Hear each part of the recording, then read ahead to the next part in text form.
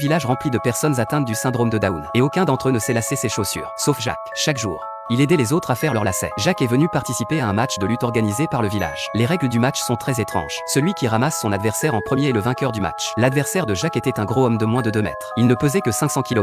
Jacques ne s'est pas dégonflé. L'arbitre sonne la cloche. Le match commence. Jacques s'est levé et a foncé sur son adversaire. Le match s'est terminé en un clin d'œil. Cette scène a stupéfié tout le monde. Ils n'avaient jamais vu un tel match auparavant. Des médecins sont venus sur scène. Au lieu de porter l'homme tombé, ils ont emporté Jacques. Puis les médecins ont examiné Jacques. Grâce à un scanner de son cerveau, les médecins ont découvert il manquait à Jacques un chromosome du village. Les infirmières ont regardé dans leur poche de pantalon. Les parents sont rentrés chez eux pour le chercher, mais le chromosome était introuvable. Afin de guérir l'anomalie de Jacques, pour soigner l'anormalité de Jacques, ils ont jeté un disque de 300 livres dans la rivière.